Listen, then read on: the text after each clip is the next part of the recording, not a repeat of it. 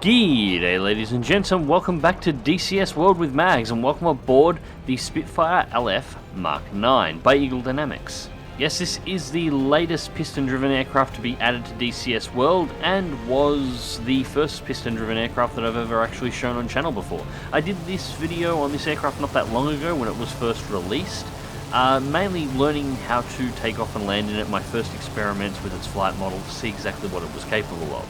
Now obviously since then I've had a little bit more time to experiment with the aircraft, and as such today we are flying out in a short runway defence mission. This airfield is about to come under attack by a number of Bf-109 K4s. We have 5 Spitfires and we are going to try and defend it. And yes, as you may have noticed, the Spitfire is again in Russian colours. That is because this mission is supposed to be the airfield defence of a Russian base being attacked by the Germans. We should expect to see more and more Western Front orientated missions as we get ever closer to the release of the DCS World War II module, which from what we've seen of it so far should include a full-size map of Western Europe, including parts of Britain, in order to be able to do channel battles and so on, as well as a complete lineup of era-appropriate vehicles, including things like the King Tiger, the Tiger Tank, Panzer IVs, so on and so forth, as well of course as era-appropriate building and city design, and of course the runways themselves will be, unlike the modern runways we are flying off now, will be designed and appropriate for the time period.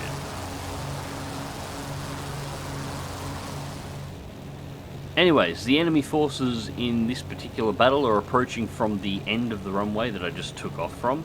I'm starting off doing a long spiral climb around the edges of the city and up the coast before turning back in towards the runway to pick up the required 6,000 feet that I'll need to be able to match altitude with the incoming K4s.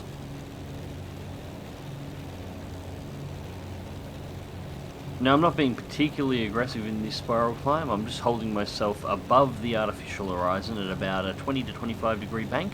And I'm also keeping the throttles as high as I possibly can without putting the engine under any risk, because I don't want anything to break before I have a chance to break some 109s.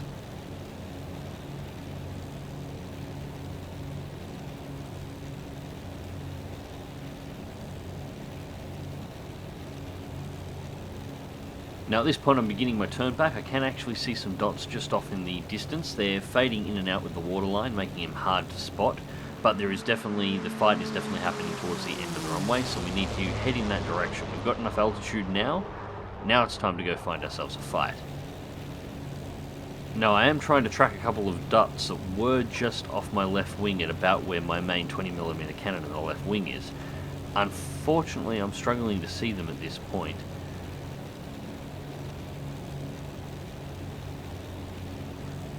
Nah, I can't pick them up. Just quickly flick on the markers and, well, there's one right on the horizon. The rest of them appear to be under the nose.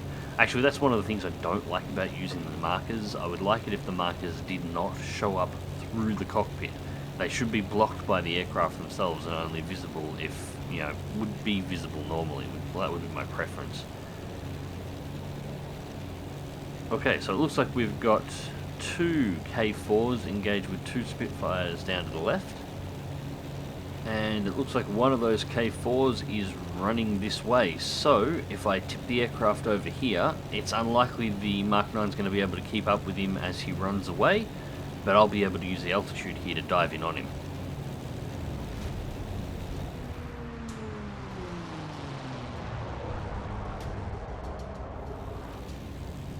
And as I dive in, he's pulled out sharply and is continuing a long banking turn. So, trying to chase him through, just turn the markers off. I don't actually need them at the moment. I can actually clearly see the aircraft now. Almost close enough. Slight jerk there. Optimization of the latest patch of DCS has not been great. There's supposed to be a mini patch coming that'll fix it up very soon, and I'm looking forward to that. That's strange, that might be a bug. I just got a flash out of the guns as I pulled the safety off. But no sound, so odd. Anyways, continuing through. Let's see if I can pull enough lead on him here to actually get him.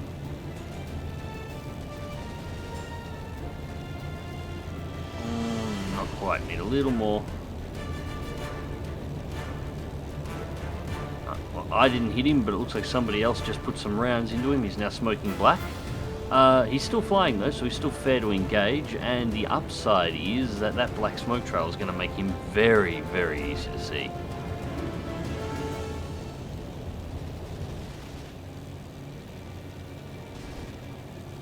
I only got some hits then. Oh yeah, definitely got some hits. White smoke and he is on fire. Hopefully that's him out of this battle. Oh yeah, there he goes. Plane has disintegrated. That is my first kill. Alright, so we've taken one, now we need to find ourselves another kill. So just quickly checking my 6 to see whether or not anything's there and to see whether or not I can actually spot anything worth engaging. There are a couple of dots just up ahead. I can't tell exactly what they are. Where are my markers? There we go. And yeah, it is two 109 K4s. I'll engage the second one here to the right, pull through the sun. The trick with engaging the 109s, of course, is actually being able to catch them. They are an extremely light airframe with an extremely powerful engine that really does accelerate quickly and just hauls ass in a straight line. Their climb rate's spectacular as a result. Their dive rate is fantastic. And of course, if you are unfortunate enough to find yourself in one's gun sights, they are armed with a 30mm cannon.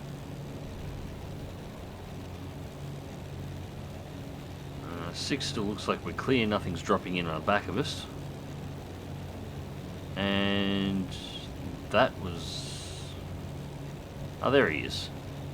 He must have banked off hard left right when I was checking my 6. Sneaky, sneaky, sneaky. Alright.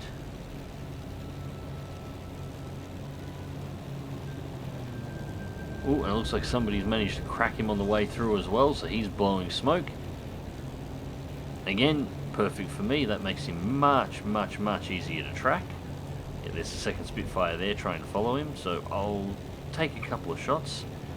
He's pulling hard vertical here at the moment. This is really stressful on the plane to actually try and get to. I have tweaked the curvature on my joystick controls in order to make my flight on the Spitfire smoother. I found that is an absolute necessity. I've also found in the vertical, if you reduce the maximum level, or I should say actual maximum movement range of the joysticks, you'll find it much harder to pull the aircraft so hard that it will fly off into a stall.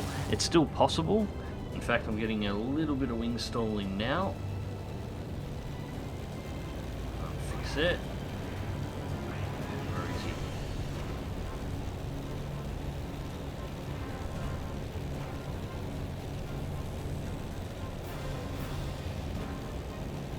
Alright, so come on, roll over. Oh, that second Spitfire's glued in nice and tight. Oh, hang on. Oh, nice kill. Fragments going everywhere. So the second Spitfire took him out, and judging from the message in the top right hand corner, that was the last of the 109s, which is actually rather impressive because this runway gets attacked by 7 109s, but there are only 5 Spitfires, including myself, for defense. Now I took out one of those 109s relatively early in the match, so that still left the rest of the match as a 6-on-4, and the Spitfires won. Which is interesting, considering this is a single-player mission. Apparently even the AI loves the Spitfire. Anyways, flick off my gun sight. Right click, here we go, it's fixed. And at this point, I'm just going to pick up a nice little chunk of altitude so I have a little bit of something to work with, and then we're going to bring this one in for landing.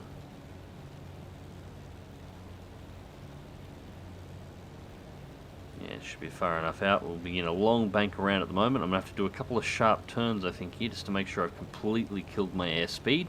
Once the airspeed's under control, we'll line up on the runway, drop the flaps and the gear, and see if I can put it on the ground without bouncing it or breaking it.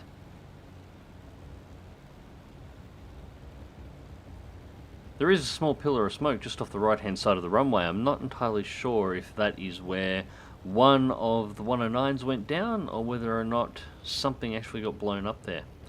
Regardless, just doing some wide S's here as I approach the runway. This is just to get my airspeed under control.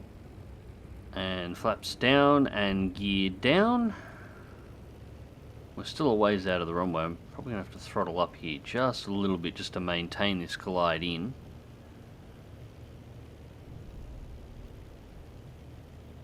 The vision over the nose of the Spitfire is not fantastic for this. You can hide the entire runway behind the nose and actually not be able to see it.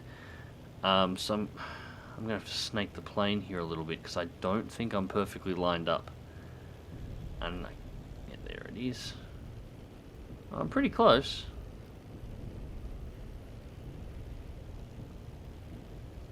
I'm trying to use the mountains in the background as a point to line up from. Problem is I can't get my head out to the side of the cockpit quite far enough to be able to actually see.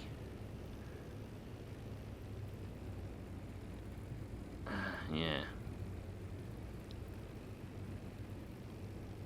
It's working the throttle a little here just to maintain enough speed. Alright, we should be over the runway.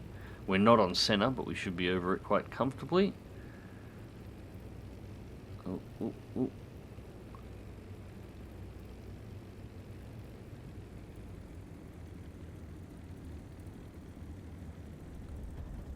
Oh, and that was better. I could have been better. I could have landed up the far end of the runway like I should have, and I could have been in the center of the runway, but the touchdown was nice. That was a good three-pointer. Alright, ladies and gents, well, I'm just going to trundle this Spitfire down this runway and see if we can find an exit to the left-hand side so I can go and find a place to park this thing. It really is a fantastic aircraft. I really enjoy flying it. It seems to have a couple of quirks, and I notice here and there every now and again that they're probably just small bugs. Nothing that actually breaks flying the plane, but things that probably need to be tidied up, and I'm sure they will be by release. By the time an aircraft comes out in DCS and is considered out of beta, they're usually pretty immaculate. And this will... too much brake there. This will do nicely. Anyways, ladies and gents, I hope you enjoyed the video, and thank you very much for watching. Remember to click that like button and subscribe if you want to see more and you haven't already. As I said, there will be more DCS coming on the channel very soon. And until next time, fly smart, fly safe, and I will catch you in the skies.